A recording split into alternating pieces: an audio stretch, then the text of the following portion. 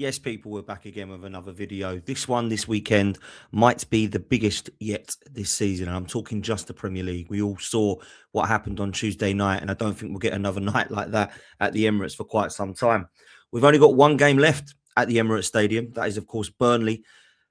But this time it's the big one, and it's West Ham United. And it's one that people are penciling in to be one of the most difficult, one of the most important, and the one that if we win, people will feel most confident that we can go on and win the Premier League. And I think that's to do with the remaining fixtures. Now, it's no disrespect to Burnley or Crystal Palace, but Burnley are a team without a manager at the moment that are dead and buried going down to the Championship. We've got them at home.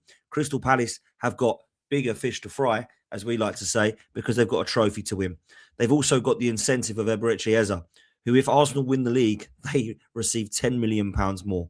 So do they want to not get £10 million and beat Arsenal and go all out to try to win this game, or do they actually just want to rest players like Emery did against Spurs so that they can go and win their final? I think they'll probably do the latter. So, of course, Olivier Glasner's last home game, so he'll probably want to go out with a bow. But at the same time, I think that we would be the team putting the most effort in. So Burnley and Palace, I think, have to be seen as huge opportunities for Arsenal to be favourites going into. The reason the West Ham one is different is because they are absolutely fighting for their lives, unlike Burnley and Palace in this league. And they have to, in my opinion, take something at the very least against Arsenal this weekend. And that's why a lot of Arsenal fans are questioning this game. They have banana skin terms. They have concerns. They have issues with this game. Now, West Ham would love nothing more, and I'll say this again, and I've said it for a long time now. This is not a whammy. This is not a double whammy. This is a triple whammy for West Ham. If they can win or take something off of Arsenal, it will dent our title challenges. They will love that. It won't just dent the title challenges if they take something off of it. It will probably give them a chance of staying up. And if they are to take something off of Arsenal, they'll dent our title challenges. They'll probably give them a good chance of staying up, and they'll probably send potentially Tottenham Hotspur down. Now, that is a triple incentive for West Ham to cause us some issues in this game. Now, they're a good side when they want to be. I think they've been unlucky in certain games. I certainly thought they were definitely better than a 3-0 deficit against Brentford at the last weekend. I've seen them against Manchester United be unlucky not to take 3 points with a last-minute Sesko goal. Very unfortunate not to beat Chelsea when they were 2-0 up, threw that away and lost 3-2. So West Ham really and truly should be up by now.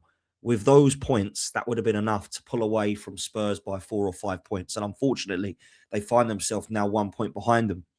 This is massive for both clubs. And I would go as far as to say as this is the biggest Arsenal-West Ham game since the 1980 FA Cup final. I don't think there's been one bigger in the history of these two clubs playing each other. Now, we've had good results and we've had bad results, but they've never really meant anything. Sometimes it's been a Carabao Cup game where you'd say it would mean more than the team that went through, but it wasn't really like horrifically bad for either side if they lose that game. But when you look at the Premier League games, when we've got one over them or they've got one over us, it's been real bragging rights as opposed to anything else, other than West Ham, who have definitely caused us problems in title run-ins.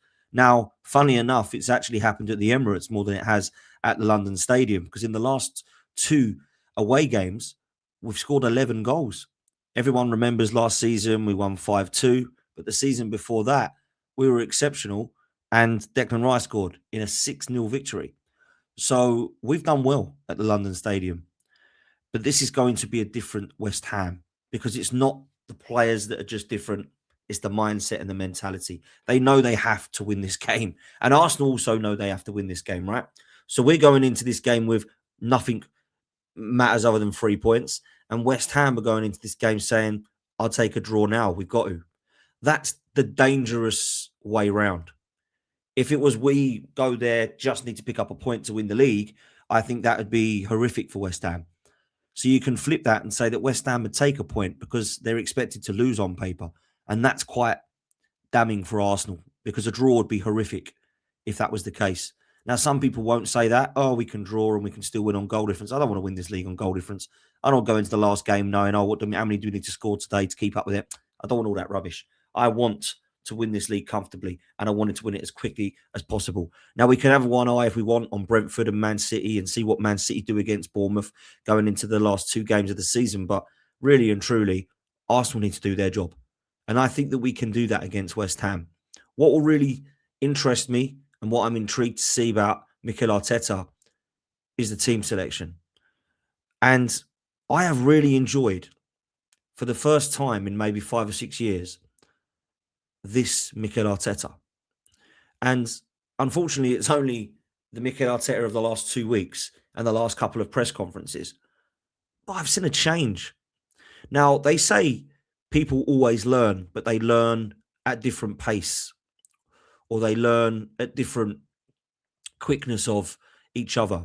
And I never really have felt like Mikel Arteta has been a particularly quick learner in certain aspects of his management. I think he definitely has learned a lot of things quickly, but certainly in some of the question marks, I still believe there is huge learning curves there.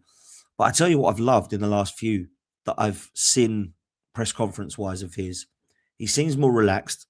He's not showing that he's under pressure. He's not really providing any gimmicks anymore. He's not telling people to bring their lunch or we're the best team in Europe and we lost and all this rubbish. I just want him to relax.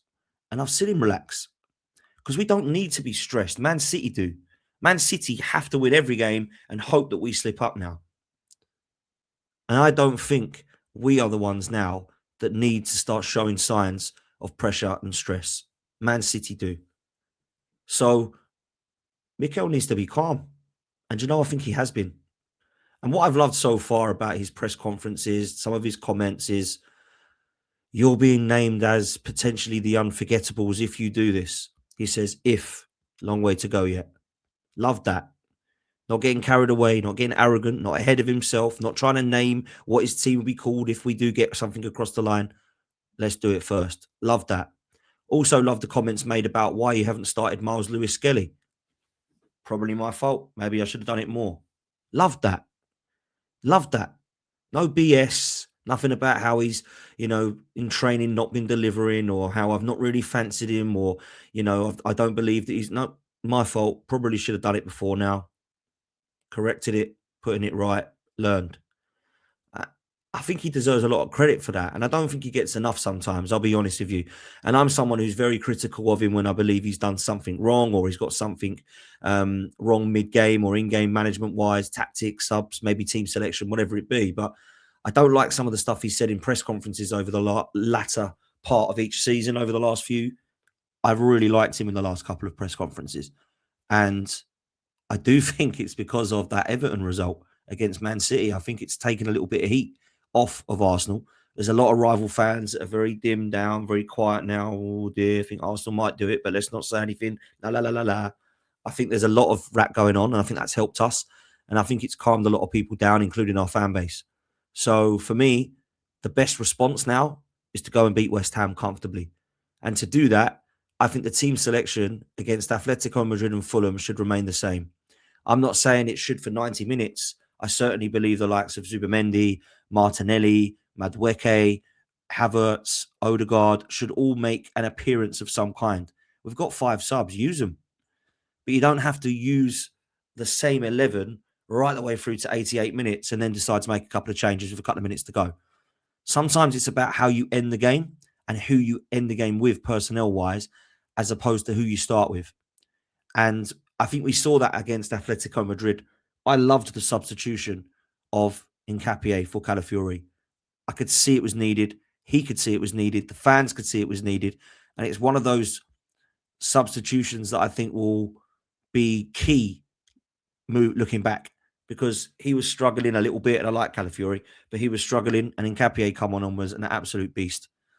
Against Fulham, it was very interesting to see the changes. I think a few people were kind of raised eyebrows. Wow.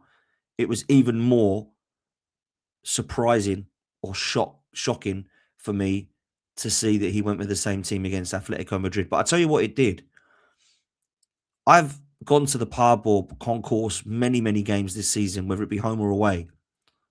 And I've seen the team news, and it's done one of two things. It's either made me go, oh, wow, okay, looking forward to this. Or it's maybe go, oh, really?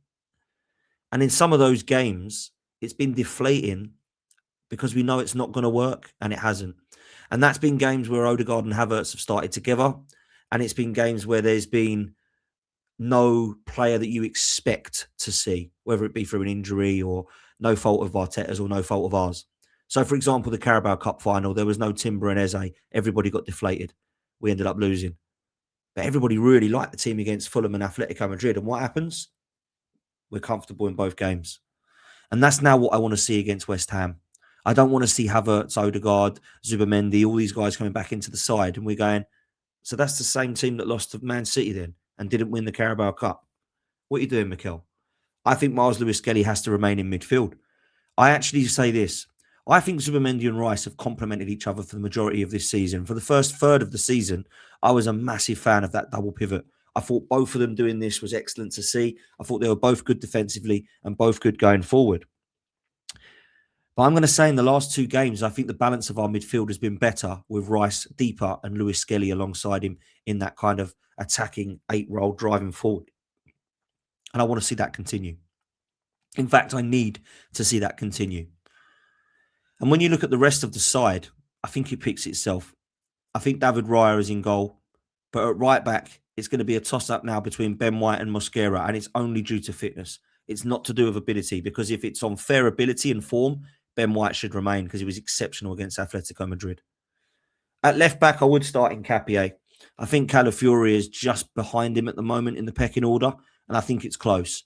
But I just think Capier gives us better defensive side of things, and I think going forward, he's actually underappreciated. I don't know why people are saying he can't get forward and cross a ball when he was the one who crossed it to Gyökeres, who should have scored the other night. He was the one who crossed it to Madueke, who scored against Brentford. He was the one who scored and assisted against Wolves when we went at 2. He was the one who got forward assisted and was clearly man of the match in the semi-final of the Carabao Cup against Chelsea. And there's been other games where he's been consistent defensively and offensively too.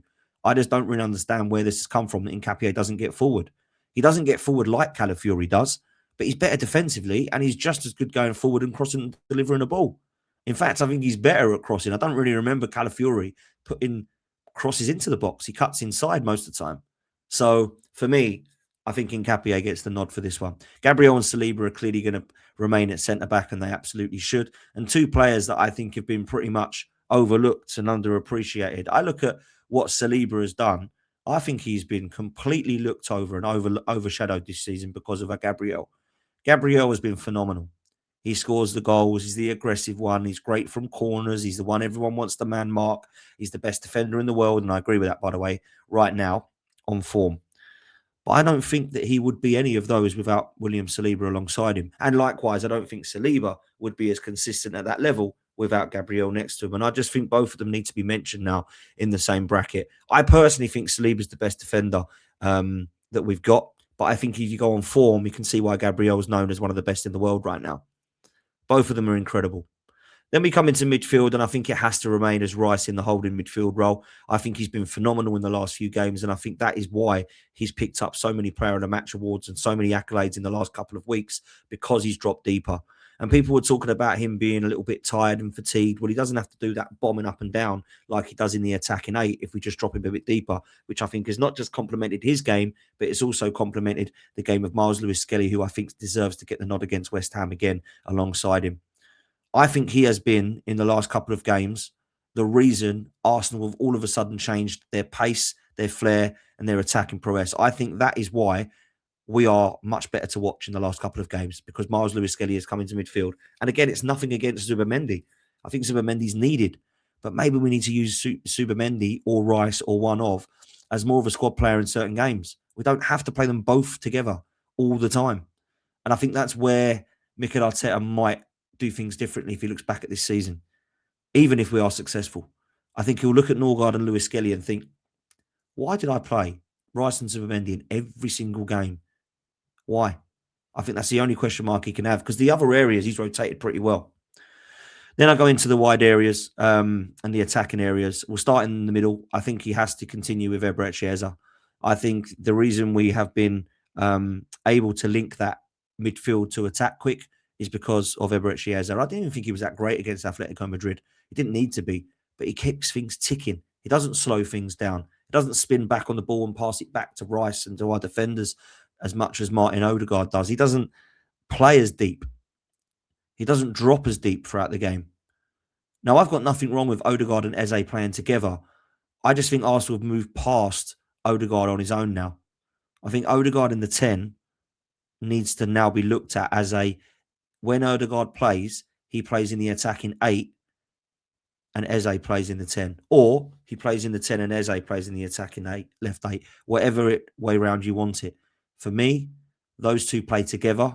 Or if you only pick one, Eze gets the nod ahead of Odegaard. And that's why I think he will be replaced in the summer, because he'll want to play first team football and probably should as the captain, if I'm honest. You either get rid of him as captain or you get rid of the player. And if I'm honest, I think we need to get rid of the player and then replace him with Declan Rice as captain. Even though I do think if he does go in the summer, that the captain of Arsenal next season will probably be Bukayo Saka, because that's who's vice captain right now. Then we move wide areas.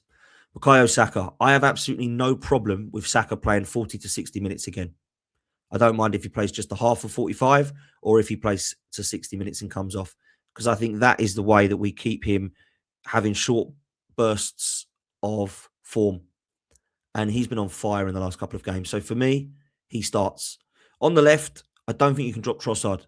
The last 2 performances have proven that he's been better than Martinelli. So you use Martinelli as an impact sub. And then up top, it has to be Victor. I know people were crying out for Kai Havertz. I appreciate it. I understand that he brings something different to Victor Gyökeres. But what he brings that's different is what I think that we lack when Victor Gyökeres is not here. And I think that is goals. Victor Gyökeres is the goal scorer out the 2. And that's why I want him ahead. His performance against Atletico Madrid was the best I've seen in an Arsenal shirt.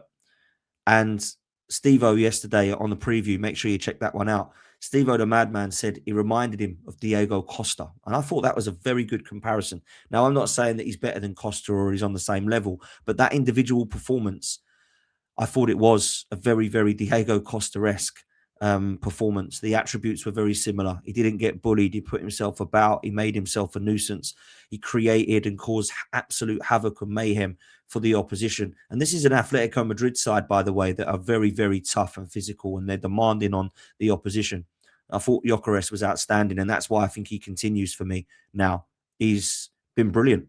In the last couple of games that I've seen of Gyökeres, he scored 2 against Fulham, put in one of the player of the match alongside Declan Rice performances at the Emirates against Atletico Madrid, and in my opinion, was our best player for the first 45 minutes against Atletico Madrid at their place in the first leg. And of course, scored the penalty and won the penalty. So I'm a huge fan of what I've seen from Victor Gyökeres in the last few games. And I don't know if there's something coincidental. People are saying it's because he's back with his girlfriend and he's happier. Maybe that has a thing to do with it. I don't know. But you know what I think it probably is more likely to be? I think he's got used to it now. I think he's settled. I think he's got used to the pace of the game. He looks to have been somehow quicker, sharper, fitter, lost a bit of weight, can get around the pitch a bit more, stronger. He's not going down as much.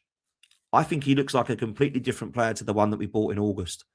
Because let's be real, August, September, October, November, even December, I'm still unsure about what we've got in Victor Gyökeres. We've got a goal scorer, but he's not the level that I wanted. His all-round play is not great. His link-up plays okay, but not great. His hold-up plays okay, but not great. There's not much that I'm seeing, and he's getting all the names that are calling, all the name-calling starts. The turn of 2026, I'm seeing a different Victor Gyökeres. And through January, February, March, and April, I've been impressed with what I've seen. It's not Thierry Henry, Luis Suarez levels. We're not going to get that. But I tell you what he could be. He could be a player that we look at and think, wow, people went in on this guy. But if we do that, he'll be a massive reason as to why. Because he's put the goals in. And that's what we need. So I'll be real. I don't feel like the criticism of Gyökeres has been horrific. But I think it's been a little uncalled for in comparison to some of the other players. So I can appreciate what they were saying in the early days, that he didn't look quite the guy that we were all expecting him to be. But don't start saying that Sesko would have been a better signing when he scored 8 or 9 goals. Don't start saying that Ekitike would be levels on him when, let's be real, he hasn't got as many goals as him. Then you start looking at Isak, who I think has got less goals than Madueke or Martinelli or whatever it be. Like, let's just be realistic about the signings this season. Volta Maida's levels on that. He's not. He's dropped right off. Gyökeres has been the best of the strikers that were signed this summer. He has been. He might not look as aesthetically pleasing, but in terms of the effect of goals, which is what you buy a striker for, he's scored more. And people will start chucking injuries like Isak and Ekitike and Styles. Of course, I would rather have an aesthetically pleasing striker of Isak or Ekitike. But if the striker that we put in scores more goals for that system and we win with that striker, I'd take him. Would you take Luis Suarez or would you take Bobby Firmino? You'd probably take Luis Suarez. But Firmino fitted in with Salah and Mane and won Liverpool all them trophies. So it's very difficult, isn't it? Because you could say, put Luis Suarez in that side, they would have gone and done more. You can say, put Ekitike in Arsenal, they'll probably score more goals. It's all hindsight. We don't know that. We can only go on what we do know. And I always said, if Victor Gyökeres comes into Arsenal and scores 15 goals, I'll be disappointed because I would like more. But if those 15 goals win us something, I really won't care. And I stand by that. So this West Ham game is going to be a magnificent opportunity for Arsenal to go and tell everybody that they're favourites to win this league now. Because I think that we just do edge it at the moment. But beating them with just Burnley and Palace left, I just don't know how you don't win the league when you're in that scenario. So this is the one that I do question. This is the one that's massive. I've gone for 2-1. I do think it will be difficult because they will put up a fight. We do have to watch Juve because he's a very good crosser of the football at left back. We do have to watch Somerville if he's fit. We do have to watch Jared Bowen. We all know what he's about. Big fan of Mateus Fernandes. And I think West Ham have gone from Todibo and Kilman, which I thought was going to work, to Disasi and Mavropanos. And Disasi and Mavropanos have looked better. So defensively, West Ham have been good. Offensively, they've always got problems with Fernandes and Bowen and Somerville. But Arsenal really should have enough defensively and in transition to go and cause West Ham some problems. And that's why I've gone with a 2-1 victory. This isn't going to be 3-0, 4-0, 5-6 like we've seen before. This is tight game. They want something. We want 3 points. And it will be difficult. But I do fancy Arsenal. I do fancy us. Do me a favour. Make sure you hit like on this one. Make sure you hit subscribe. And thank you so much for us reaching together as a 12-man community, 60,000 subscribers. We now have the same capacity as the Emirates Stadium. So thank you all so much. I do appreciate it. Make sure you do hit like and subscribe. Make sure you check out the channel merch.